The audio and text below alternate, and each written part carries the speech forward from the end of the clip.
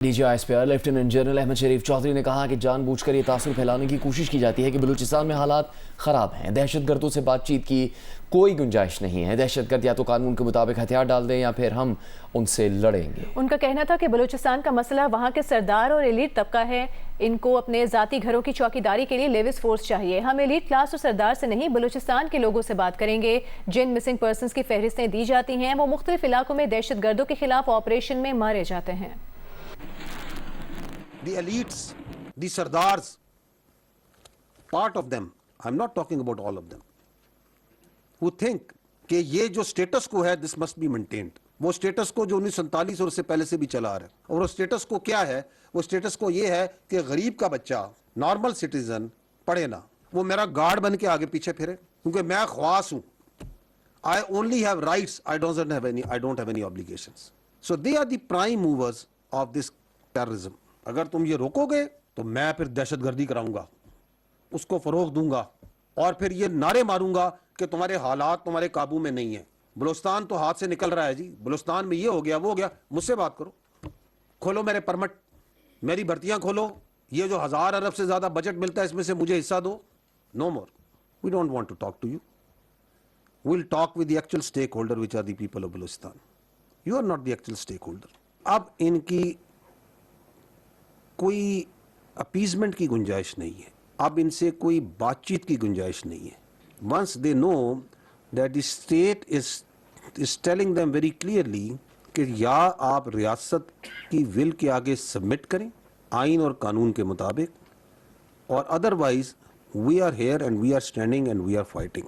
یہ کبھی جو سا ہے کہیں پہ جیوڈی میں، کبھی گوادر میں، کبھی تربت میں، کبھی کوئٹہ میں، مسدونگ میں، سوراب میں دہشت گردی ہے، مار کرتے ہیں، مارے جاتے ہیں تو اس لسٹ میں نکل آئیں جو انہوں نے مسنگ پرسن کی بنائی ہوئی ہے. بالکل ڈیٹے دونوں کے مل جاتے ہیں، شکلیں مل، وہی ایک ہی بندے. اور ابھی تو آپ دیکھیں گے کہ بلوچستان میں خود خاندان والے آگے کہہ رہے ہیں کہ یہ ہمارا اس سے کوئی تعلق نہیں ہے، یہ ہمارا بھائی مسنگ ہو گیا، یہ چلا گیا. D G I S P R lieutenant general Ahmed Sharif Chaudhry کا کہنا ہے کہ ریاست ہے تو سیاست ہے، ریاست ہے تو جان ہے. تمام معاملات کو آئین و قانون کے مطابق دیکھنا ہوگا. لیفٹیننٹ جنرل احمد شریف چودھری نے کہا کہ بدقسمتی سے ہم ہارڈ اسٹیٹ نہیں. کیوں؟ ہارڈ اسٹیٹ کا مطلب ایسی ریاست ہے جہاں آئین و قانون سب کے لیے یکساں ہو. ہارڈ اسٹیٹ کا مطلب یہ نہیں کہ ملٹری ریاست چلا رہی ہو، ہارڈ اسٹیٹ میں کوئی اشرافیہ نہ ہو. بدقسمتی سے پاکستان ایک ہارڈ اسٹیٹ نہیں ہے. ہم سب کی بنیادی ذمہ داریاں ہیں کہ ہم ریاست کے ساتھ وفادار ہوں. ریاست کے ساتھ وفادار ہر شہری کا، ریاست کے ساتھ وفاداری ہر شہری کا بنیادی فرض ہے.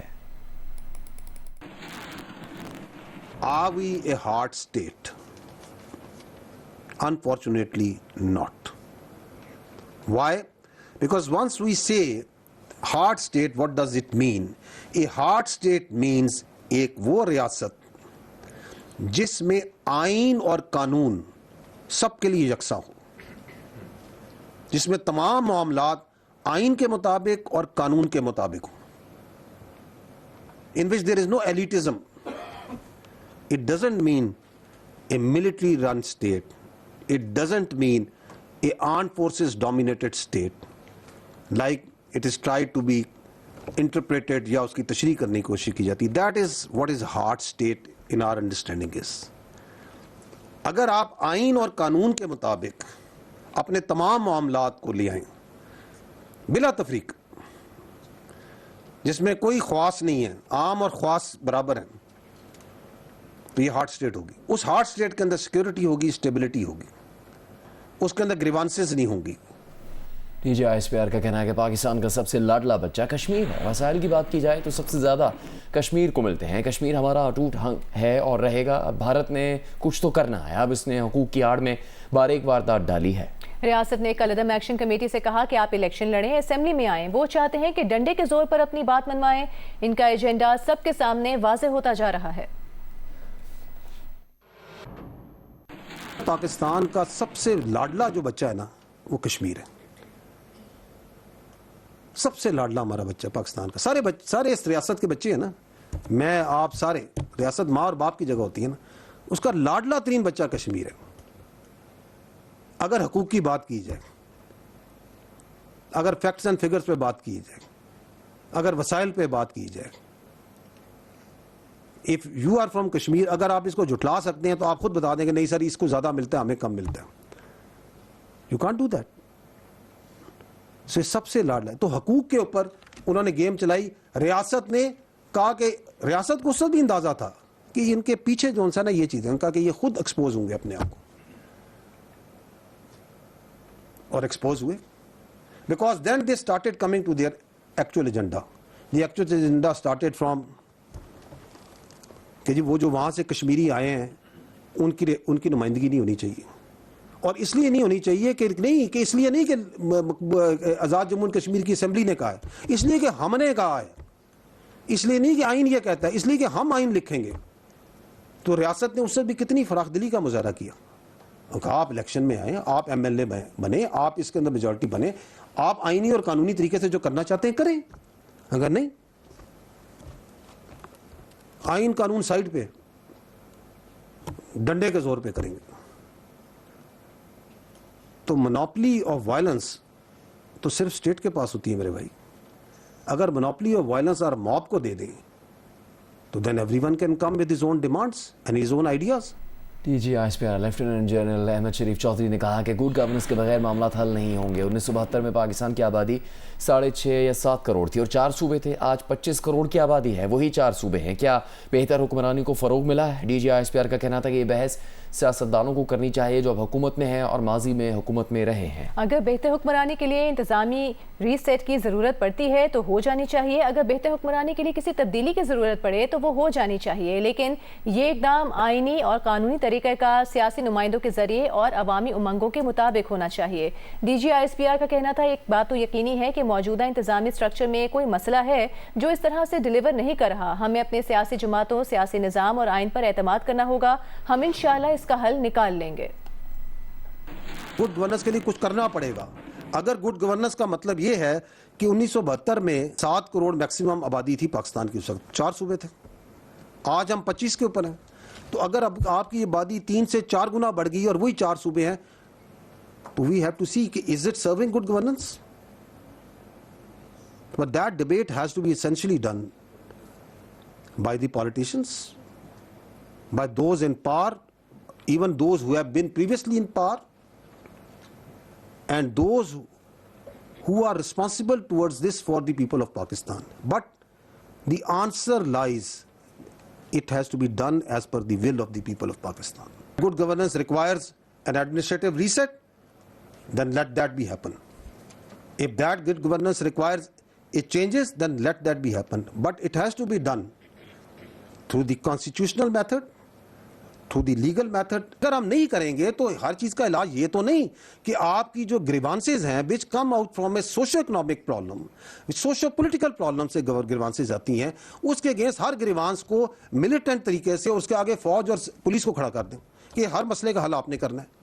اس سے پہلے there are so many things that can be done because that grievance, that issue turns into violence. Karachi کے نوجوان بزنس مین میر رضا علی کو کس نے قتل کیا, کیوں قتل کیا؟ پولیس کی تحقیقات جاری. پولیس کو مقتول کا موبائل فون مل گیا ہے جس کا فورنزک ٹیسٹ کروایا جا رہا ہے. مقتول کی لاش 29 جولائی کو گلستان جوہر بلاک 1 کی جھاڑیوں سے ملی تھی. قتل سے 1 روز قبل مقتول کے تمام سوشل میڈیا اکاؤنٹس بند کر دیے گئے تھے.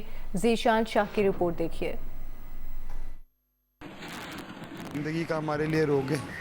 عید آنے آئے گی تو یاد آئے گا, کوئی کہیں آئے گا تو یاد آئے گا, باقی ہماری زندگی تو اجڑ گئی. جی 25 سال کا میر علی رضا جس کا پراسرار قتل دوستوں اور گھر والوں کے لیے ہمیشہ کا دکھ اور پولیس کے لیے چیلنج بن گیا ہے. مقتول بزنس مین PECHS کا رہائشی تھا. وہ 28 جولائی کی صبح تقریباً 4:02 پر آن لائن ٹیکسی سروس کے ذریعے گلستان جوہر گیا اور واپس نہیں آیا. پھر 29 جولائی کو اس کی لاش گلستان جوہر بلاک 1 میں واقع جھاڑیوں سے نہایت بری حالت میں ملی. اس کے والد کا بتانا ہے کہ بیٹے کے جانے کے 1 گھنٹے بعد اس کے دوست کا فون آیا تھا. ایک دوست کا فون آتا ہے ان کے وائف کے نمبر پہ, میر کا نمبر بن جا رہا ہے, میر کا واٹس ایپ ڈسکنیکٹڈ ہے. 15 کو اطلاع دی, میرے نمبر سے ہی اطلاع دی گئی. تھانے گئے, وہاں مسنگ کی ہم نے رپورٹ کری. وہ پورا دن ہم جو ہے اس کو ڈھونڈنے میں لگے. تھانے گئے, ہم نے 365 کی FIR کٹوائی اور ہم اس کو ڈھونڈتے رہے, ہمیں کوئی سراغ نہیں ملا. پولیس کا کہنا ہے کہ میر علی رضا کو سینے میں دل کے مقام پر گولی مار کر قتل کیا گیا. لاش ملنے سے 1 روز قبل اس کے تمام سوشل میڈیا اکاؤنٹس بند کر دیے گئے تھے. तफ्तीशी ज़राए के मुताबिक मकतूल का मोबाइल फोन जय वक़ूए से 200 गज के फासले पर मिल गया है, जिसका फॉरेंसिक कराया जाएगा। जय वक़ूए से पिस्टल का होल्स्टर भी मिला है। इसके अलावा मकतूल का फोन रिकॉर्ड और इससे राब्ता रखने वाले अफराद का डेटा भी हासिल किया जा रहा है।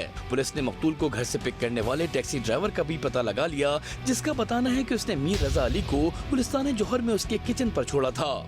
बहुत मासूम बच्चा था, बहुत मिलनसार बच्चा था, कभी किसी से कोई लड़ाई नहीं, कभी किसी से कोई बदतमीजी नहीं।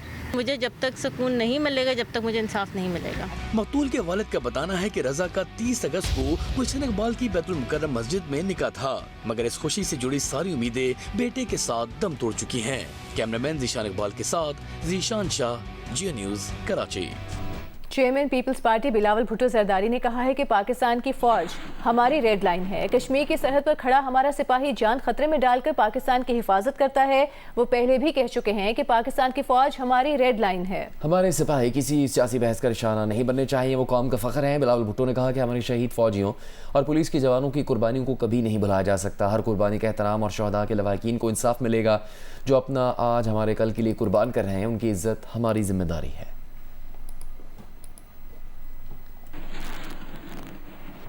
आगे बढ़ते हैं और अब कुछ बात करते हैं खेल की। तो कॉमनवेल्थ गेम्स जेवलिन थ्रो के फाइनल से कबल ओलंपियन अरशद नदीम ने कौम से दुआओं की अपील की है। द न्यूज़ के नुमाइंदे अब्दुल मुही शाह से गुफ्तगू करते हुए अरशद नदीम ने कहा कि कौम मजीद दुआ करें ताकि वो अच्छा परफॉर्म करके मेडल जीत सकें। जेवलिन थ्रो का फाइनल आज रात पाकिस्तानी वक्त के मुताबिक 12:15 पर शुरू होगा।